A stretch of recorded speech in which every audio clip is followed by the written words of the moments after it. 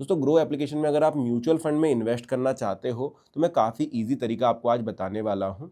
ये भी बताऊंगा कैसे किसी फंड में आप रिसर्च करें, ये सब। हाँ, कितने समय के लिए आपको इन्वेस्ट करना ज़रूरी होता है, क्या लॉक इन पीरियड है या नहीं है, होल्डिंग्स क्या होती हैं, रिटर्न एंड रैंकिंग क्या होती है, एक्सपेंस रेशो क्या होता है, सारी चीज़ें आज हम कंप्लीट करेंगे और कैसे इन्वेस्ट करना है वो भी देखेंगे। तो इस वीडियो में अंत तक ज़रूर बने रहना। तो सबसे पहले ग्रो एप्लीकेशन जब आप ओपन करते हो आपको फ्रंट पेज कुछ इस तरीके से दिखाई देता है, जहां पर जिसमें सबसे ऊपर आपको मोस्ट ट्रेडेड एंड ग्रो दिखाई देगा एक्सप्लोर के टैब पर। अगर आप होल्डिंग में जाएंगे तो आपकी होल्डिंग्स दिखाई देगी, अगर आप टेस्ट पे जाएंगे तो आपको यहाँ पर टेस्ट करने का ऑप्शन मिलेगा।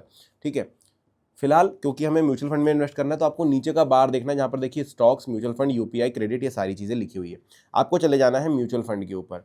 म्यूचुअल फंड पर आप जैसे ही जाते हैं यहाँ पर वापस एक्सप्लोर का बटन मिलेगा आपको। ऊपर स्टार्ट एसआईपी आपको दिखाई देगी अगर आपने कोई भी इन्वेस्टमेंट नहीं कर रखी है अभी।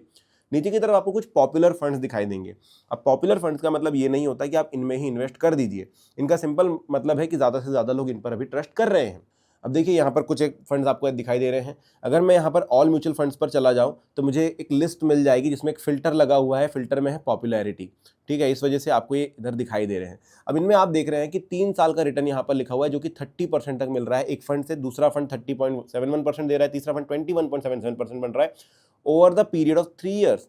इस चीज़ को ध्यान में रखिए कि ये 3 साल के रिटर्न आपको दिखा रहे हैं। अगर मैं इस पर एक बार क्लिक करूं, यहाँ पर टच करूं, अब ये 5 साल के रिटर्न दिखा रहा है। आपने देखा होगा कि ये लाइन भी चेंज हो गई होगी। तो यहाँ पर आप जैसे देखेंगे 3 साल, 5 साल जैसे ही करता हूं तो आपको यहाँ पर बहुत सारे नंबर चेंज होते हुए दिखाई देंगे। अगर आप इसी को एक बार और क्लिक करेंगे तो 1 साल का रिटर्न दिखाई देगा। अब इसका मतलब क्या है कि पिछले 1 सालों में इस फंड ने कुछ इतना बेनिफिट कमाकर, प्रॉफिट कमाकर दिया है लोगों को जिन्होंने इसमें इन्वेस्ट किया था। अगर पिछले 3 साल में देखें तो लगभग 30% तक दिया है, और अगर 5 साल में देखें तो 29.17% का रिटर्न दिया है टोटली। ये तो हो गया पॉपुलर फंड्स। फिर नीचे ग्रो आपके लिए इजी करके रखता है कलेक्शंस, जिसमें आपके लिए काफ़ी सारी चीज़ें सॉर्ट कर रखी है। अब देखिए, जब भी आप इन्वेस्ट करने के लिए आओगे म्यूचुअल फंड में तो बोला जाता है कि भाई आप अपना एक टारगेट लेकर के आइए कि आपको करना क्या है, आपको क्या चाहिए, लॉन्ग टर्म कैपिटल गेन चाहिए या फिर शॉर्ट टर्म में आपको बहुत ज़्यादा पैसे कमाने हैं या फिर आपको अच्छी इन्वेस्टमेंट करनी है। अब देखो, अगर जिन लोगों को बहुत ज़्यादा हाई रिटर्न्स चाहिए होते हैं वो हाई रिटर्न पे क्लिक कर सकते हैं। इस पर क्लिक करोगे तो इन्होंने सॉर्ट कर रखे कि भाई पिछले 3 सालों में किन के रिजल्ट सबसे अच्छे रहे हैं। ठीक है, तो यहाँ पर आप वापस क्लिक करोगे, 5 साल में इतना, 1 साल में इतना रिटर्न मिला। ठीक है, तो शॉर्ट टर्म में ये जो फंड्स है वो आपको ज़्यादा से ज़्यादा अच्छा रिटर्न दे सकते हैं, इनका कहना है। पर इसको अच्छे से समझें तो हाई रिटर्न जहाँ पर लिखा होता है, आप ध्यान दीजिए, मैं किसी भी फंड पर क्लिक करूँ तो यहाँ पर देखिए लिखा होता है very high risk. Very high risk का मतलब है कि भाई हाई रिटर्न मिलने के चांसेस है, लेकिन जिस तरीके से ग्राफ जा रहा है उसी तरीके से नीचे भी आ सकता है, क्योंकि इसके अंदर जो होल्डिंग है, जो भी स्टॉक्स हैं, जो कि हमको आगे समझ में आ जाएगा, वो सारे जो हैं थोड़े से रिस्की काम कर सकते हैं। ठीक है, वापस आते हैं। फिर कलेक्शन में SIP विद 500। अगर आप सोच रहे हैं कि भाई मैं लॉन्ग टर्म में थोड़े थोड़े पैसे डालूंगा तो SIP कर सकते हैं, यानी कि सिस्टमैटिक इन्वेस्टमेंट प्लान कर सकते हैं, जिसमें आप हर महीने कुछ ना कुछ अमाउंट डालेंगे। यहाँ पर क्लिक करो तो यहाँ पर देखो 500 रुपये से जो SIP शुरू होती है, SIP हर एक फंड की अलग अलग अमाउंट से शुरू होती है। जनरली 1000 रुपये से सारी SIP शुरू कर सकते हो आप, सारे फंड में ऑप्शन रहता है। लेकिन कुछ SIP आप 100 रुपये से भी शुरू कर सकते हो, और कुछ फंड में SIP आप 500 से शुरू कर सकते हो। तो ये बोल रहा है अगर 500 रुपये से आपको स्टार्ट करना है, जो कि एक अच्छा अमाउंट है, तो आप इन सारे फंड्स में पैसे लगा सकते हो। इन्होंने सॉर्ट कर दिया। अगर आपको ऐसे फंड चाहिए जो टैक्स सेव करें, देखिए अगर आप ELSS फंड्स की तरफ जाएंगे तो उसमें क्या होता है ना, आपको टैक्स में छूट मिलती है। मतलब 1,25,000 रुपये तक के इन्वेस्टमेंट पर, उतने प्रॉफिट पर कोई टैक्स नहीं लगता है। तो वो आप यहाँ से चूज कर सकते हैं। टैक्स सेविंग के लिए यहाँ पर बनाया हुआ इन्होंने सारे ELSS फंड जो आपको यहाँ पर दिखाई दे देंगे। इनके रिटर्न भी अच्छे होते हैं और टैक्स भी सेव कर लेते हैं। इसके अलावा अगर आप मार्केट की समझ रखते हो और आपको पता है कि भाई लार्ज कैप में पैसे लगाऊंगा, स्लो रिटर्न मिलेंगे लेकिन मुझे मिलेंगे पक्के, तो आप लार्ज कैप यहाँ से चूज कर सकते हो। मिड कैप, स्मॉल कैप, ये भी उन्होंने सॉर्ट करके रखा है। ग्रो की तरफ से जो फंड्स हैं वो यहाँ पर आप देख सकते हैं। ग्रो ने भी कुछ फंड्स बनाए हुए हैं। उसके अलावा क्विक एक्सेस में इंपोर्ट फंड, NFI, सब चीज़ें अलग है। और नीचे ऑल म्यूचुअल फंड्स का टैब मिल जाता है। आपने अगर कोई फंड सोच कर आए हो कि भाई मुझे तो इसी पर्टिकुलर फंड में पैसे लगाने हैं, तो आपके लिए ऊपर बटन है सर्च का, इस पर भी आप क्लिक कर सकते हो। यहाँ पर सर्च करके, जैसे मैं टाटा डिजिटल खोजता हूँ हर बारी, ये मैंने खोज लिया तो ये मुझे मिल गया टाटा डिजिटल इंडिया फंड। इस पर मैं क्लिक कर दूंगा। इस पर क्लिक करने के बाद देखिए Tata digital India fund direct growth मुझे मिल गया। इसमें देखो साफ साफ बोला वेरी हाई रिस्क, इक्विटी का है, सेक्टोरल है। अब देखो यहाँ पर लोग कंफ्यूज होते हैं। लोग बोलते हैं कि भाई ये 3 साल सिलेक्टेड है, मैं स्टार्ट SIP करूंगा, मतलब 3 साल के लिए मेरी SIP हो जाएगी। ये चीज़ समझिए कि ये जो लिखा हुआ है वो है इस ग्राफ का पीरियड। अगर मैं इसको 1 मंथ कर दूं तो ये देखो ये 1 मंथ का ग्राफ दिखा रहा है, 1 मंथ में कैसे इसने परफॉर्म किया। 6 मंथ कर दूं तो पिछले 6 महीने में इस फंड ने कैसा परफॉर्म किया है वो दिखाई दे रहा है। 1 साल करूँ तो 1 साल में कैसा परफॉर्म किया है, 5 साल करूँ तो 5 साल में कैसा परफॉर्म किया है। इसका मतलब ये नहीं है कि अगले 5 साल के लिए आपकी एसआईपी लॉक हो जाएगी, अगले 5 साल बाद आपको कुछ इस तरीके के ही रिटर्न मिलेंगे। ये सिर्फ पिछले साल का डेटा है। तो फिर वो कहाँ से चूज करेंगे कि भाई कितने साल के लिए मुझे एसआईपी करनी है। तो आपको बता दूं ये एफडी या आरडी नहीं है कि मैं 5 साल तक के लिए लॉक कर सकता हूँ या 10 साल के लिए एसआईपी कर सकता हूँ। वो आपके मन में होती है। ये जो है एक ओपन एंडेड स्कीम होती है। हर एक एसआईपी या हर एक म्यूचुअल फंड जो है वो ओपन एंडेड स्कीम है, जिसमें जो पैसे हैं आप जब चाहे डाल सकते हैं, जब चाहे निकाल सकते हैं। आपकी इच्छा हुई आप अगले महीने निकाल लीजिए और आपकी इच्छा हुई आप 10 साल तक लॉक करके रखिए, कोई बोलने वाला नहीं है। और अगर आप बोल रहे हैं कि मैं एसआईपी मतलब 3 साल तक ही करूंगा अपने मन से, उसके बाद मैं इन्वेस्ट करना छोड़ दूंगा, पड़े रहने दूंगा पैसे, तो वो पैसे जो मार्केट में डले हुए रहेंगे वो ग्रो होते रहेंगे। वो कोई कम नहीं होने वाले हैं, ना ही वो उतने ही रहने वाले हैं, वो ग्रो होते रहेंगे जैसे मार्केट ऊपर जाता रहेगा, क्योंकि आपने फंड में लगाए हुए। अब मैं अगर ये ऑल पर जाऊंगा तो ऑल में आपको दिखाई देगा कहां से शुरू हुआ था और कहां तक पहुंच गया है फंड का एनएवी। और ये क्या दिखा रहा है ग्राफ, एनएवी। किसी भी फंड में 1 यूनिट का प्राइस होता है, उसको एनएवी बोला जाता है, यानी कि नेट एसेट वैल्यू। इस पर्टिकुलर फंड का एनएवी है 59.42 रुपये, मतलब 1 यूनिट का पैसा है 59.42 रुपये। अब मेरे 4,666 रुपये लगे तो मुझे कुछ एनएवी दिए गए हैं, जो कि इसके हिसाब से डिवाइड कर लीजिए आप, तो आपको पता चल जाएगा। रेटिंग इसकी अवेलेबल नहीं है। अब देखो यहाँ पर और इन्फॉर्मेशन आपको मिलती है इन्वेस्ट करने से पहले, देखना एनएवी दिया है, रेटिंग दी है, मिनिमम एसआईपी अमाउंट जो है 100 रुपये। मैंने कहा था कि एसआईपी 100 रुपये से भी शुरू हो सकती है, वो आपको यहाँ मिल जाएगी। 100 रुपये से भी आप एसआईपी शुरू कर सकते हैं। फंड का साइज कितना बड़ा है, हर फंड का एक साइज होता है। इसका साइज है 12,962 करोड़, बहुत बड़ा साइज है, तो थोड़ा सा भरोसा मुझे आ जाता है। फिर नीचे देखेंगे रिटर्न कैलकुलेटर। अब मैं आपको वापस कहूंगा कि इस पर उतना भरोसा मत करना, ये सिर्फ उस हिसाब से गणित करेगा कि पिछले परफॉर्मेंस कैसे रहे हैं फंड के, ये आपको कभी भी सच्चाई नहीं बता सकता। जैसे इन्होंने बोला मंथली एसआईपी करूं अगर मैं 5,000 पर मंथ, मतलब हर महीने में 5,000 रुपये डाल रहा हूँ, साल का मैं 60,000 रुपये डाल रहा हूँ, तो एक साल में मेरे पास 60,000 रुपये जमा होने चाहिए। लेकिन पिछले एक साल के रिटर्न्स के मुताबिक 5.55% मिला है जो रिटर्न, उसके मुताबिक आपको 63,334 रुपये मिलेंगे। तो ये बैंक से तो कम ही हो गया। अगर 3 साल का देखूं तो 34.98% मिला है, तो 6×18 1,80,000 रुपये आपने दिए हैं 3 साल में, लेकिन आपको 2,42,978 मिले होते अगर आपने 3 साल से लगातार इन्वेस्ट किया होता। पर ऐसा नहीं किया आपने। अभी अगर आप इन्वेस्ट करना शुरू करोगे तो इतना होगा या नहीं होगा नहीं पता, ठीक है। पिछले 5 साल में इतना हो जाता। तो ये सिर्फ रिटर्न कैलकुलेटर है कि पिछले 5 साल का 3 साल का कैसा रहा है।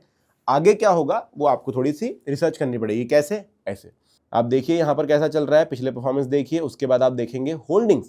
देखो होल्डिंग में क्या होता है, म्यूचुअल फंड आपको सभी को पता है कि एक बकेट है जिसमें बहुत सारे स्टॉक्स है अलग अलग चुन के, जो कि एक अच्छे फंड मैनेजर ने, अच्छे एनालिटिक ने ये सारे के सारे फंड उठाकर एक बकेट में डाले हैं, ये सारे के सारे स्टॉक्स। तो अब इस पर्टिकुलर फंड में यहाँ पर आप देखिए इन्फोसिस है, टाटा कंसल्टेंसी सर्विसेज है, टेक महिंद्रा है, विप्रो है, एचसीएल टेक्नोलॉजीज है, जोमेटो है, एलटीआई माइंडट्री है। तो ये सारे जो हैं अच्छे स्टॉक्स इन्हें ला करके अपने फंड में डाले हैं, जिसकी वजह से इसका परफॉर्मेंस जो है ओवर द पीरियड अच्छा रहा है। तो आपको होल्डिंग देखनी है कि आपका जो पैसा लगा है वो फंड में तो डला हुआ है, लेकिन वो किस किस स्टॉक में जा रहा है, ठीक है। तो उनका अगर अभी मान के चलिए इन्फोसिस की कोई न्यूज़ आए और वो उसका मार्केट बहुत तबीयत से गिर जाए, तो ये 16.72% स्टॉक है इसके हमारे पास इस फंड में, इस वजह से इसका भी थोड़ा सा जो है परफॉर्मेंस हल्का सा लो हो जाएगा। अभी आप सभी को पता है कि जोमेटो थोड़ा सा नीचे आया, 6.23% इसके स्टॉक्स है, तो इसमें थोड़ा सा हलचल जरूर पैदा हुई है। तो हर एक फंड मैनेजर क्या करता है ना कि फंड को बैलेंस करता है। कुछ ऐसे स्टॉक्स भी रखता है जो कि शूटिंग स्टार की तरह बहुत तेजी से ऊपर चढ़ सकते हैं, और कुछ ऐसे फंड्स भी रखता है जो कि लगातार अच्छा खासा इन्वेस्टमेंट कर रहे हैं, और कुछ ऐसे फंड्स भी रखता है जो रिस्की भी है, वो शूटिंग स्टार की तरह ऊपर भी जा सकते हैं और कभी डूब भी सकते हैं। तो एक बैलेंस बनाकर रखते हैं ताकि बहुत ज़्यादा लॉस ना हो। इसके अलावा आपको देखनी है रिटर्न्स एंड रैंकिंग्स, ये जरूर देखिए। इस पर क्लिक करेंगे तो आपको पता चलेगा फंड के रिटर्न 1 साल में कितने रहे हैं, 3 साल में कितने रहे, 5 साल में कितने रहे, और आपको यहाँ से पता चलेगा कि आप जिस सेक्टर का फंड चूज कर रहे हैं उसमें और कौन से फंड्स अच्छे हैं। अब देखो यहाँ पर साफ लिखा है कैटेगरी एवरेज जो है 18.8% का है, लेकिन इस फंड ने अच्छा परफॉर्म किया, तो ये फंड आपने अच्छा चूज किया है। फिर आपको आता है कैटेगरी एवरेज जो है 3 साल का इतना आया है, लेकिन आपका फंड 3 साल में भी अच्छा परफॉर्म किया, 5 साल में भी अच्छा किया, तो आपको समझ में आता है कि हाँ भाई बढ़िया है। लेकिन एक चीज़ है, 1 साल में आपको रैंक मिल रही है दूसरी, इसका मतलब कोई और फंड है जो इससे भी अच्छा परफॉर्म कर रहा है। कौन सा होगा तो आपको नीचे की तरफ मिल जाएगा, तो वो आपको थोड़ा सा ढूंढना पड़ेगा कि भाई कहाँ पर वो दूसरा फंड है। फिर नीचे आते हैं और यहाँ पर आपको सबसे मेन चीज मिलती है expense ratio, exit load and tax. अब देखो मैंने कहा था आपको कि एक फंड हाउस में बड़े बड़े एनालिटिक जो है या फंड मैनेजर है जो है वो चुनते हैं इस तरीके से अलग अलग स्टॉक्स पर, फिर एक बकेट बनाते हैं। तो ये बकेट बनाने के लिए उनकी एक्सपर्टीज जो लगी उसका चार्ज होगा, तो वो आता है एक्सपेंस रेशियो में। एक्सपेंस रेशियो 0.42% है। जनरली 0.5% से जो भी कम एक्सपेंस रेशो दिखा रहा है वो फंड्स थोड़े से बेटर होते हैं, क्योंकि उसमें आपको बहुत ज़्यादा टैक्सेस, बहुत ज़्यादा चार्जेस नहीं देने पड़ते हैं। अब अगर आप इसमें 1000 रुपये डालने जाएंगे तो आपकी कुछ 999 रुपये इन्वेस्ट होते हैं, 1 रुपये के आसपास जो है पैसा कट जाता है आपका, क्योंकि वो चला जाता है एक्सपेंस रेशो में। ये चीज़ आप ध्यान दीजिए, इंक्लूसिव ऑफ GST है, तो ठीक है। नीचे आता है एग्जिट लोड। ध्यान देना, बहुत सारे लोग बोलते हैं कि मैंने इसमें पैसे डाल दिए तो लॉक हो गए, क्या निकाल नहीं सकता, क्या चार्जेस क्या लगेंगे। ध्यान दो, एग्जिट लोड लिखा हुआ है, exit load of 0.25% if redeemed with in 30 days. अगर आपने आज इन्वेस्ट किया है और अगले 30 दिन के भीतर भीतर पैसे निकालोगे तो आपके ऊपर 0.25% चार्जेस लगेंगे। लेकिन अगर आप नहीं निकाले हो, साल भर रख दो या 31वें दिन निकाले तो कोई चार्ज आपके ऊपर एग्जिट लोड का नहीं लगेगा। लेकिन क्या लगेगा, एक्सपेंस रेशो तो देना ही पड़ेगा, स्टैम्प ड्यूटी ऑन इन्वेस्टमेंट तो देना ही पड़ेगा, और टैक्स इम्प्लीकेशन भी समझ लीजिए। अब देखो सिंपल है, रिटर्न्स आर टैक्स्ड एट 20%। अगर आप 1 साल के अंदर अंदर निकालते हो, 1 साल में आपने अगर निकाला तो आपका जो भी प्रॉफिट है उसके ऊपर आपको 20% देना पड़ेगा। इसको बोला जाता है शॉर्ट टर्म कैपिटल गेन। लेकिन अगर आपका जो है 1 साल से ज़्यादा आपने रख लिया है तो आपको 12.5% जो टैक्स है वो देना पड़ेगा, ठीक है। इसको बोलते हैं long term capital gain tax. लेकिन वो भी तब देना पड़ेगा जब आपका जो प्रॉफिट है 1.25 लाख से ज़्यादा है एक फाइनेंशियल ईयर का, ठीक है। वरना आपको कोई टैक्सेस नहीं देने पड़ेंगे 1 साल के बाद में। तो ये आप समझ लीजिए। और इसी में आपकी हेल्प करता है ELSS, जो मैंने टैक्स सेविंग फंड्स बताए थे, वहाँ पर 1.5 लाख रुपए तक की टैक्स की छूट मिल जाती है, तो वहाँ पर आपको टैक्स बच जाते हैं। इसलिए बहुत सारे लोग जो टैक्स पे करते हैं उन लोगों को वहाँ फ़ायदा मिलता है। फिर आती है नीचे चीज़ें, फंड मैनेजमेंट। मैंने कहा था जो बकेट बनाते हैं ये फंड मैनेजर्स आपके रहे। इनको आप देख सकते हो, यहाँ पर इनकी डिटेल्स देखो कि भाई इन्होंने कौन कौन से फंड्स और चलाए हैं, ताकि आपको एक भरोसा मिले कि हाँ ये लोग जो है कैपेबल हैं आपके अमाउंट को ग्रो करने के लिए। फिर आता है fund house and investment objective. यहाँ से आप इसका ऑब्जेक्टिव पढ़ सकते हो। रैंक टोटल एसेट 14वीं रैंक आती है इसकी। टोटल एसेट अंडर मैनेजमेंट कितना है, 1,85,592 करोड़। टोटल फंड हाउस इतना है, उसमें से एक फंड निकाला हुआ इन्होंने 12,500-13,000 करोड़ का, ये वाला जो कि हम अभी देख रहे हैं। डेट ऑफ इनकॉर्पोरेशन 1995 की है। इन्वेस्टमेंट ऑब्जेक्टिव यहाँ से पढ़ सकते हैं आप। Other plans in the same fund, इसी फंड में दूसरे प्लान क्या है तो Tata dealer India fund direct IDCV भी यहाँ पर आपको मिल जाता है। अब ये सब चेक कर लेंगे तो आपको पता चल जाएगा कि आपको इन्वेस्ट कहाँ पर करना है। मैं कहूँगा बिना ये सब चेक किए किसी भी फंड में इन्वेस्ट मत करना। अब जब इन्वेस्ट करना है तो आपके पास 2 ऑप्शन होते हैं, वन टाइम और स्टार्ट SIP। दोनों समझाता हूँ और ये भी बताता हूँ कौन सा कब सही है। अब वन टाइम का मतलब क्या है दोस्तों, कि आपके पास 1-1.5 लाख रुपए थे या 25,000-30,000 रुपए थे, अभी आपने एक बार में सारा का सारा पैसा जो यहाँ पर लिख दिया, 25,000 रुपये लिख दिए, ठीक है, और आपने इन्वेस्ट कर दिया। लेकिन अगर इस समय मार्केट हाई पर था और ये अपने पीक पर चल रहा है और आपने तब इन्वेस्ट किया, अब जब मार्केट थोड़ा सा लो जाएगा, ये थोड़ा सा नीचे जाएगा, तो आपको लॉस देखने के लिए मिलेगा, ठीक है। ये होता है स्टॉक्स में भी सेम चीज़ होती है कि भाई अगर आपने गलत समय पर बाय कर लिया, उसके सबसे ज़्यादा अमाउंट में जब बिक रहा था उस स्टॉक, तब आपने बाय कर लिया, जब मार्केट लो आएगा तो आपको थोड़ा सा लॉस देखने मिलेगा। लेकिन अगर आपने इस पोजीशन पे खरीदा होता और ये उठा होता तो आपको बहुत ज़्यादा प्रॉफिट मिलता। सो अगर आप मार्केट की समझ रखते हो, आपको पता है कि भाई कि कब नीचे आया है मार्केट, कब ऊपर गया है, तो आप ये चीज़ कर सकते हो, वन टाइम कर सकते हो। वरना अगर आप बहुत ज़्यादा टाइम नहीं देना चाहते हो इस चीज़ को, तो मतलब मार्केट को टाइम नहीं कर सकते, तो आप क्या कर सकते हो, SIP शुरू कर सकते हो। अब SIP का क्या मतलब है, हर महीने कुछ ना कुछ अमाउंट डालिए। जैसे मैंने यहाँ पर 1000 लिख दिया, ठीक है, तो यहाँ पर देखो मंथली ऑन 5th आ गया। हर महीने की 5 तारीख को 1000 रुपये आपके अकाउंट से निकल कर इसमें इन्वेस्ट हो जाएंगे। उससे क्या होगा, कभी आपने यहाँ इन्वेस्ट किया, फिर यहाँ पर, यहाँ पर, यहाँ पर, फिर यहाँ पर, यहाँ पर, आप हर एक पीक पर, हर एक नीचे, हर एक ऊपर आप जो है इन्वेस्ट करते चले जा रहे हैं, जिससे आपका पोर्टफोलियो बैलेंस्ड है। कभी आपने बहुत लोवेस्ट प्राइस पर खरीदा था, कभी आपने बहुत हाईएस्ट प्राइस पर खरीदा था, तो एवरेजिंग होते चले जा रही है, जिसकी वजह से लॉस के चांसेस कम हो जाते हैं, ठीक है। तो एक लंबे पीरियड में आप इन्वेस्ट करते हैं, लंबे पीरियड तक आपका पैसा इन्वेस्टेड रहता है। और SIP करने के लिए क्या है, स्टार्ट SIP कीजिए, यहाँ पर अमाउंट डालिए, 100 रुपये से शुरू हो जाती है। उसके बाद मंथली SIP 5th को जाना, 6th जाना, डेट सेलेक्ट कर लीजिए यहाँ से, उसके बाद अपडेट कर दीजिए और स्टार्ट SIP करके आप जो है यहाँ पर चूज कर लीजिए अपना बैंक। और इसके लिए मैंने वीडियो बनाया हुआ है प्रॉपरली कि कैसे ये पूरी चीज़ करनी पड़ती है, और फिर आप SIP शुरू कर सकते हैं। तो इस तरीके से ग्रो के अंदर जो है म्यूचुअल फंड में आप इन्वेस्ट कर सकते हैं दोस्तों। अब अगर कोई क्वेश्चन आपके मन में है तो कमेंट सेक्शन में मुझे ज़रूर बताइएगा। वीडियो अच्छा लगा तो लाइक कीजिएगा। Thank you.